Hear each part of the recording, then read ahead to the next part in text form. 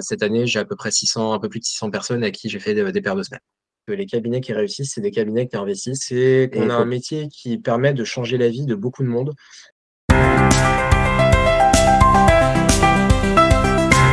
Bienvenue Anthony. Ensemble, on va parler d'une facette du métier de pédicure-podologue qui est la fabrication de semelles orthopédiques. Et dans ta pratique, tu as choisi un mode de fabrication particulier et c'est de ça dont on va parler aujourd'hui. Exactement. Je te laisse te présenter. Alors, donc, moi, je m'appelle Anthony. Je suis podologue, pédicure-podologue installé. Ça fait 12 ans que je suis diplômé et 10 ans que j'ai mon cabinet. Donc voilà, je me suis développé tant en pédicurie qu'en podologie. J'ai axé ma pratique pas mal dans la pratique sportive, chez les enfants aussi. Mais après, je reçois tout type de patients étant installé en milieu rural. Donc voilà, on a un métier qui est riche et qui permet de voir plein de mondes différents. Donc voilà. Et donc pour la partie semelle, ça fait maintenant depuis 2015 que je travaille en usinage numérique. Ok, super. Et pour se rendre compte un petit peu de ce que ça représente, combien de semelles tu fabriques par mois en moyenne? Alors, on va dire, je vais parler sur l'année. Je crois que sur cette année, si je les ai pas, je vais les dépasser, mais j'ai un peu plus de 600 personnes à qui j'ai fait des paires de semelles. Alors, il y en a certaines à qui je fais plusieurs paires quand il y a, par exemple, des chaussures de sécurité ou des chaussures de sport ou des chaussures, des types bottines ou des chaussures de sport aussi. Enfin, voilà. Ça dépend aussi des besoins, on va dire, de la personne. Mais en moyenne, voilà, cette année, j'ai à peu près 600, un peu plus de 600 personnes à qui j'ai fait des paires de semelles. Ouais, c'est énorme. Ok. Après 10 ans d'activité, ouais, c'est pas mal. Ouais, C'est vrai que la partie podo met peut-être un peu plus de temps à se développer au début que la partie pédicurie. Mais pour moi, les deux sont indissociables. Mais bon, c'est vrai que c'est la partie. Je lésine pas sur la pédic parce que j'en fais aussi un peu au cabinet. Je préfère la podo, mais voilà, pour moi, les deux parties du métier sont indissociables. ok. Et tu fais tes semelles, tu les fais en 100% usinage numérique ou des fois tu… Ouais, je pense que 99,9% de mes semelles sont en usinage numérique. Moi, c'est du fraisage, donc j'utilise, que je fais au cabinet. Et ouais, c'est quasiment intégralement. D'accord. Peut-être pour que tout le monde recomprenne bien le contexte, est-ce que tu peux nous dire un petit peu pourquoi on fait des semelles, pour quel type de problème c'est indiqué, qu'est-ce qu'on attend avec les semelles comme solution? Ouais, bien sûr. Alors, en fait, les traitements en podologie et notamment les semelles orthopédiques, elles peuvent intéresser plein de pathos, mais on va déjà démarrer par le pied, parce que ça reste quand même notre axe principal. Donc, tout ce qui touche pathologie type aponévrose plantaire, épine calcanéenne, syndrome de Morton, syndrome canalaire, du tunnel tarsien. Enfin, voilà, tout ce qui est pathologie biomécanique, tout ce qui est troubles musculo-squelettiques aussi, de manière générale, que ce soit en entreprise ou dans la pratique sportive. Ah bah forcément, on sait qu'il y a plein de pathologies liées au genou ou au dos qui sont liées à une mauvaise position du pied. Une pronation unilatérale va créer une asymétrie de fonctionnement du bassin. Donc, on a la possibilité avec nos semelles d'agir bien au-delà des pieds. Ok, très bien. Et dans quel… du coup, c'est très vaste, mais dans quel cas vraiment c'est nécessaire et dans quel cas c'est pas forcément nécessaire? Dans quel cas c'est nécessaire? Je dirais dès qu'on rentre dans de la pathologie chronique. C'est-à-dire que si par exemple demain on reçoit un patient et qui me dit bah voilà ça fait une semaine que j'ai une douleur sous la voûte plantaire. Bon, bien sûr que la semelle, ça pourrait être une solution qui pourrait être intéressante si on constate une grosse pronation, par exemple. Mais peut-être qu'il faut essayer d'éliminer d'autres causes externes. Est-ce que c'est dû à un mauvais chaussage? Est-ce que c'est dû à un surentraînement si c'est mis au sport? Est-ce que c'est dû à un manque de force aussi au niveau des pieds, notamment? Donc, on va dire que tant qu'on rentre pas sur du 2 ou 3 mois de pathologie, il y a peut-être potentiellement d'autres solutions que les semelles orthopédiques à envisager. Et ça t'arrive de faire des semelles aussi en prévention où tu te dis, bon, voilà, il y a quand même des douleurs qui vont se déclencher dans quelques années si il n'y a pas une modification des appuis. Ouais, complètement. On peut citer des cas type, par exemple, pour la luxe valgus, où si le patient ou la patiente présente une forte pronation à l'arrière du pied, ou si elle présente un premier rayon qui est hypermobile, et ce premier rayon-là risque d'être toujours hypermobile, bien sûr, il y a tous les conseils de prévention qu'on va donner par rapport au chaussage, etc. Mais quand on a une cause biomécanique qui est identifiée, bah, c'est là où il faut essayer d'engager le patient. C'est-à-dire qu'on peut proposer une solution de prévention, parce que clairement, si le patient n'a pas de douleur, bah, il peut ne pas ressentir les effets de la semelle. Par contre, Mm. l'objectif, c'est pas de pas avoir mal, c'est surtout d'éviter que son valgus se développe ou que d'autres problèmes apparaissent plus tard. Et du coup, sur la fabrication en elle-même, du coup, tu dis que tu avais une fraiseuse? Oui, c'est ça. Alors en fait, moi, pour être plus exact, parce que c'est vrai que c'est toujours un petit investissement, on y viendra après. Moi, j'ai démarré en 2015 en sous-traitant avec un copain Podo.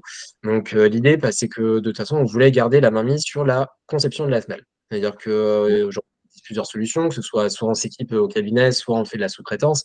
Mais pour moi, il est hors de question que ce soit quelqu'un qui nous fasse la conception de la semelle, parce qu'on reste maître de nos traitements. Si le patient revient parce qu'il y a un problème, il faut savoir quel est le problème.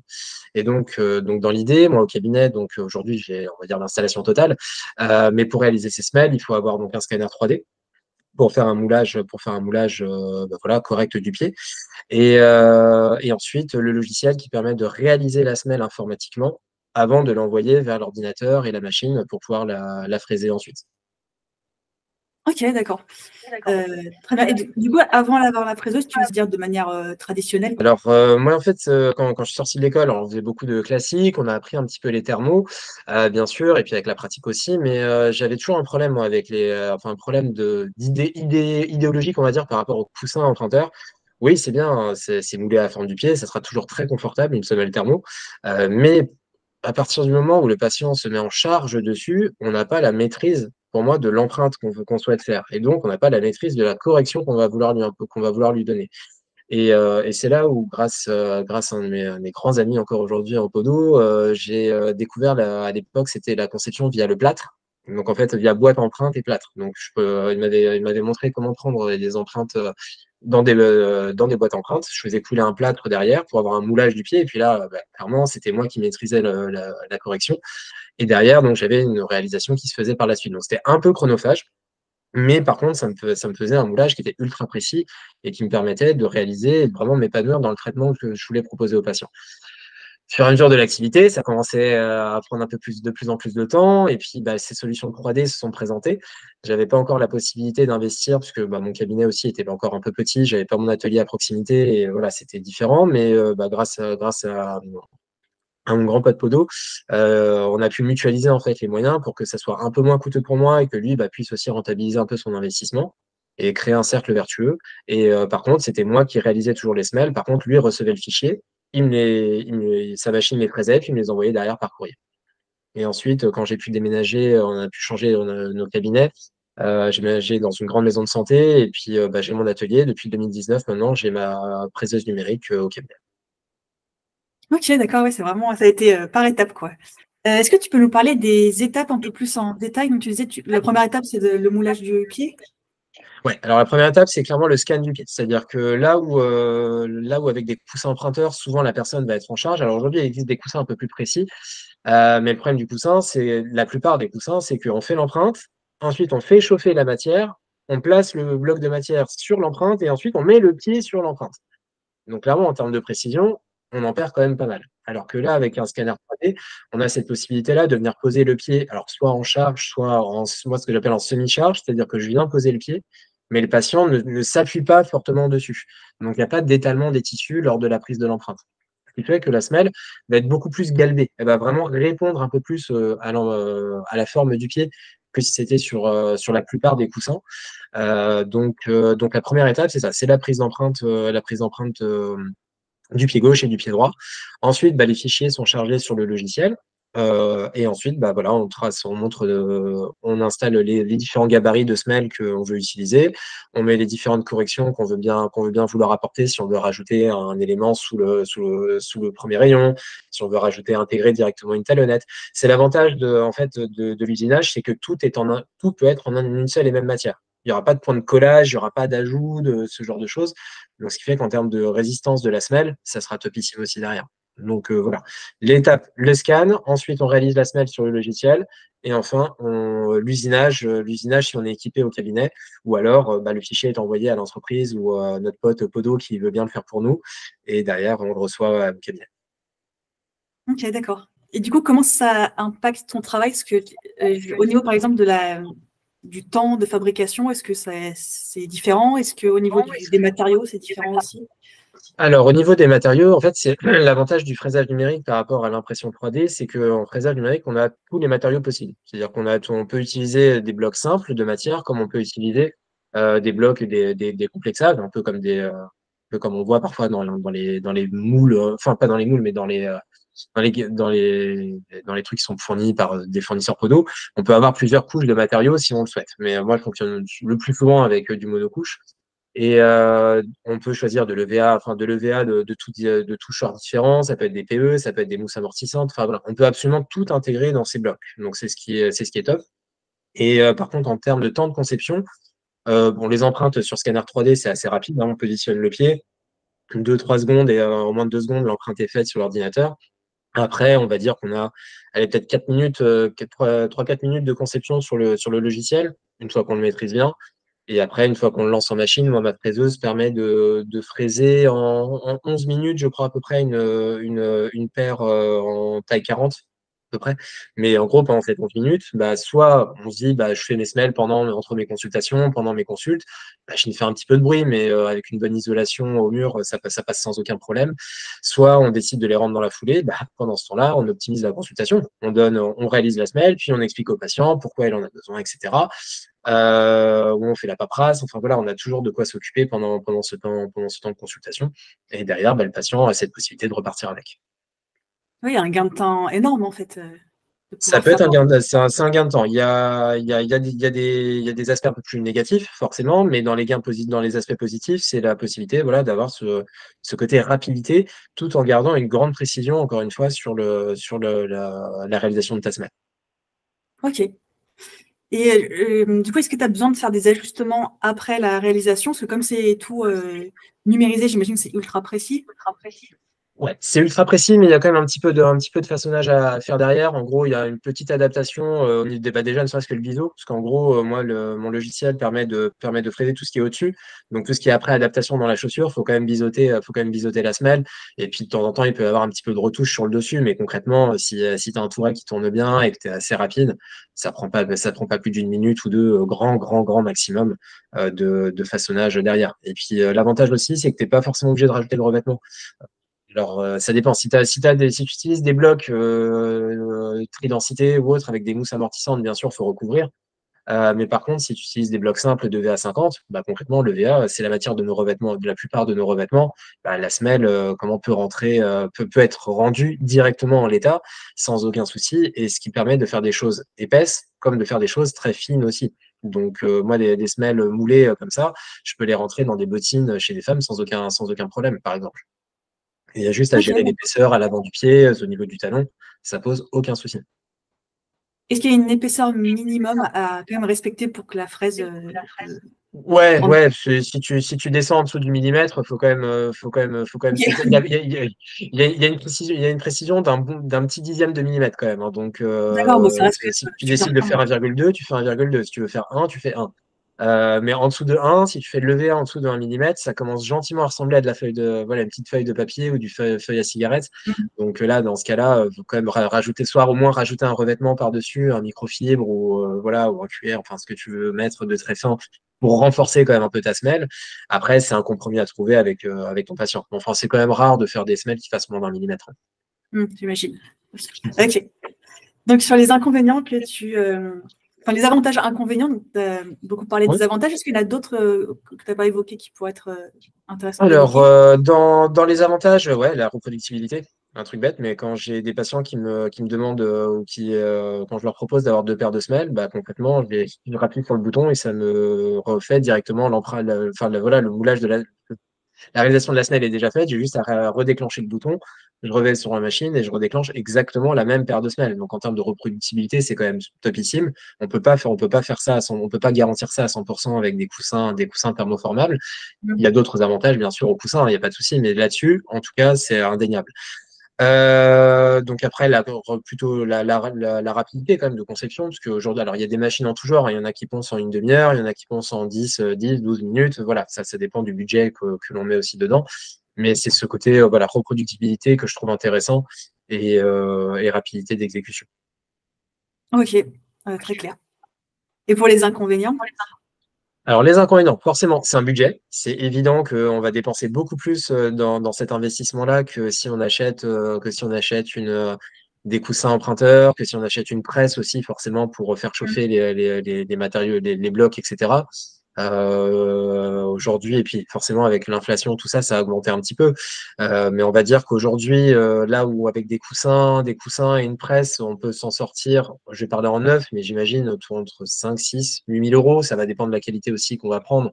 En usinage, on va quand même partir peut-être plus sur du 30, voire 40 000 euros aujourd'hui avec l'inflation, en incluant le logiciel, en incluant la machine, en incluant le scanner.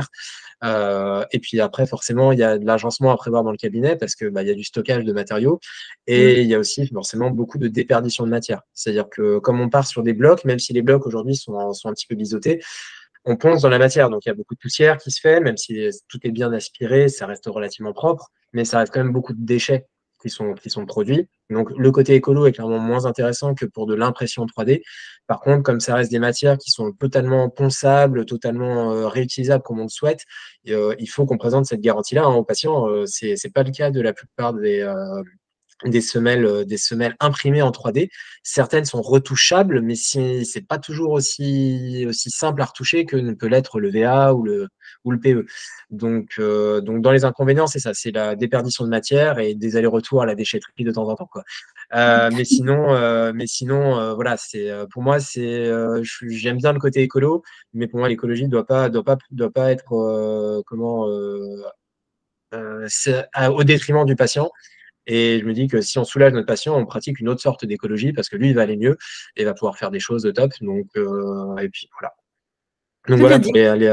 pour les inconvénients. Pour moi, il y a plus d'avantages que d'inconvénients, mais dans toute technique, de toute façon, il y aura des avantages et des inconvénients. C'est sûr. Est-ce que tu as dû être formé sur ce matériel et le logiciel ou c'est assez facilement utilisable? Ouais, il existe différents types de logiciels. Globalement, la prise en main, tu as la formation, enfin, tu as l'explication de l'utilisation du logiciel par l'entreprise chez qui tu achètes. Donc, forcément, au début, tu tâtonnes un peu, tu vas faire deux, trois conneries, il y a des fois même quand tu poses ton bloc, il faut faire gaffe quand même à ce qu'il soit bien tenu pour pas qu'il s'envole et que ça pose que le ponçage se passe pas bien. Mais concrètement, allez, peut-être qu'au début, ta paire de semelles, tu vas mettre 10 minutes à la faire sur le logiciel, et puis une fois que tu es à l'aise, en 3-4 minutes, c'est réglé, hein, il y a pas de souci. Donc oui, il y a juste cette formation-là. Après, par contre, je trouve quand même intéressant qu'au début, qu'on ne commence pas en fait par ça. C'est-à-dire que c'est important, je trouve, en école, qu'on commence par apprendre les semelles de manière manuelle, quitte même à utiliser, moi j'ai appris en première année, à utiliser à la râpe, etc., à poncer du liège, à poncer de la mousse de latex.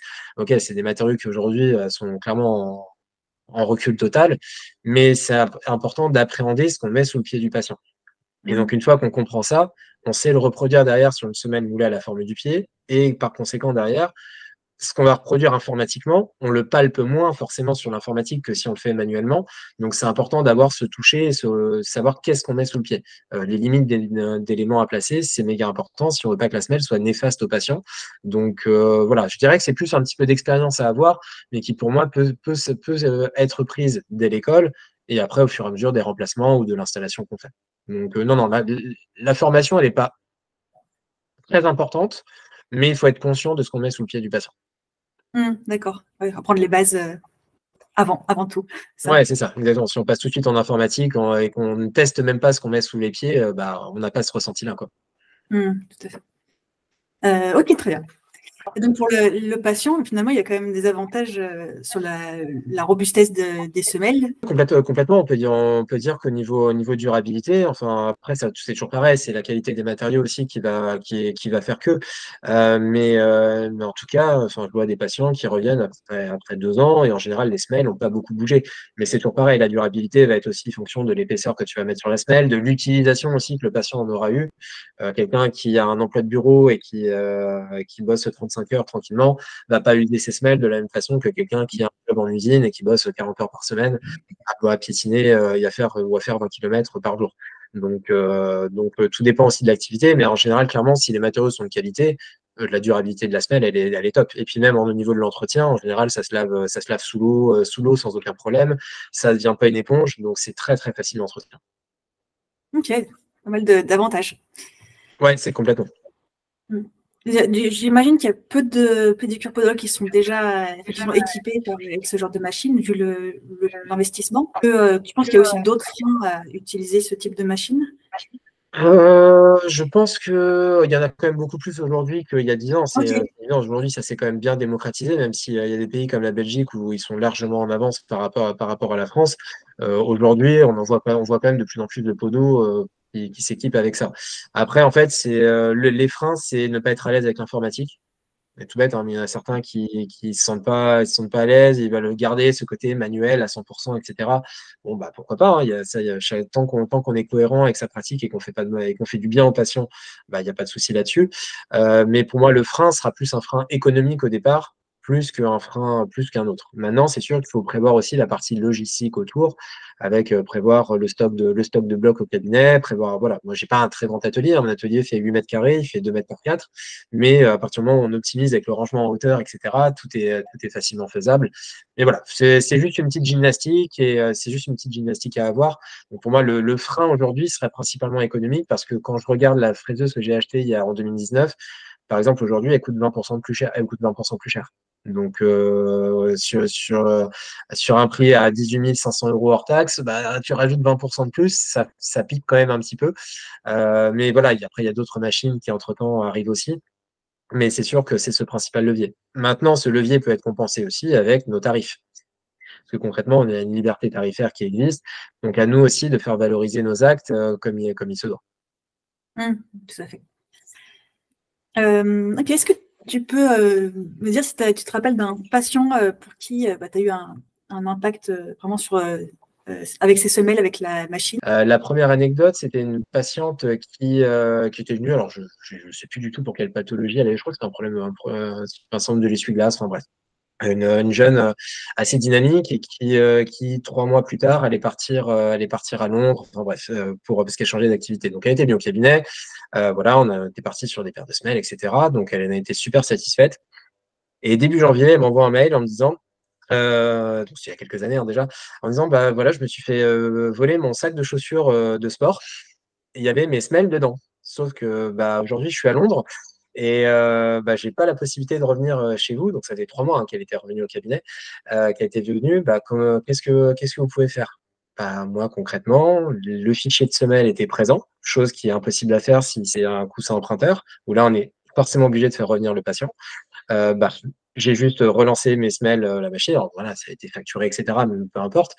Mais j'ai pu en fait reproduire les semelles à l'identique de ce qu'elle avait et lui envoyer ses semelles ensuite à Londres et elles sont parfaitement adaptées à ses chaussures sans aucun problème. Et ça, clairement, sans la technique de l'usinage 3D, c'est beaucoup plus compliqué à réaliser. Ça marcherait avec des semelles faites manuellement sans qu'elles soient thermoformées, mais c'est pas du tout le même résultat, c'est pas du tout la même attente et c'est jamais la même précision. Donc ça, clairement, c'était l'anecdote qui montre le côté reproductibilité et comment on peut gérer même parfois à distance l'envoi des semelles. Ouais, c'est Bon, top. après, ouais, Même à l'autre bout du monde, ça peut marcher, quoi. ouais, bah, complètement. Même si elle était partie aux États-Unis, il n'y a pas de problème. Les semelles auraient mis plus de temps à arriver, mais elles seraient arrivées, il y a pas de souci. Et après, voilà, c'est peut-être la gestion aussi à distance. Ça m'arrive parfois d'envoyer les semelles par courrier, parce que j'ai parfois des patients qui font un peu plus d'1 heure de route pour venir. Et à une époque où j'avais pas encore la possibilité de les réaliser dans la foulée, bah voilà, je prenais les mesures, j'avais les mesures qu'il me fallait au niveau des chaussures. Et j'ai souvenir d'un enfant de 3 ans qui était venu pour une pathologie de croissance. C'était assez rare à cet âge-là, parce que je dois compter sur les doigts allez, de mes deux mains aujourd'hui en 12 ans de carrière, et les enfants de moins de 6 ans à qui j'ai fait des semelles. Mais cet enfant-là, bah, en fait, voilà, il avait une douleur de croissance. Quand il marchait, il boitait. Et quand je lui ai envoyé ses semelles, bah, clairement, 2, 3 jours après, j'avais déjà les parents qui m'appelaient en me disant, bah, en fait, je vais dire, c'est magique, mais l'enfant est super bien avec. Voilà, ça rentrait, évidemment, c'était bien rentré dans ses chaussures, mais il ne pouvait plus s'en passer. Et cet enfant-là, quand je l'ai revu, ils sont revenus 6 mois ou un an après, je ne sais plus, c'est moi qui ai dû lui dire qu'il n'avait plus besoin de semelles. Parce que, Ah ouais, d'accord. en fait, il ne voulait plus les lâcher. Il avait clairement identifié le fait que ces douleurs-là, il ne les avait plus grâce aux semelles et il ne voulait plus, alors qu'elles étaient 2 fois trop petites, hein. Il avait pris 2 ou 3 pointures, mais il voulait les garder au pied. Bon, après, voilà, j'ai discuté avec lui, on a checké ensemble, on a fait des petites, voilà, je l'ai impliqué dedans, en fait, tout simplement. Mais voilà, et là, clairement, c'était gérer l'envoi à distance, bah, c'était plus facile à faire pour moi avec le fraisage que d'une autre technique. Ouais. Ah, puis c'est super gratifiant, je pense, de pouvoir répondre immédiatement à un besoin Ah bah de patients. complètement. Complètement. Moi, maintenant, c'est le fait de pouvoir faire les semaines dans la foulée. Qu'encore, ah, déjà, quand j'entends le ah, déjà, je dis bah ouais, ah, déjà. Alors aujourd'hui, il y a deux techniques, bien sûr, qui peuvent permettre de le faire dans la foulée, mais moi, je m'identifie bien en fait à l'usinage 3D, donc c'est pour ça que je suis totalement en cohérence avec ce que je peux proposer aux patients et j'espère en tout cas les résultats escomptés derrière. Ok. Super, bah, on arrive un petit peu à la fin de l'interview, mais est-ce que tu as des sujets que tu aimerais rajouter?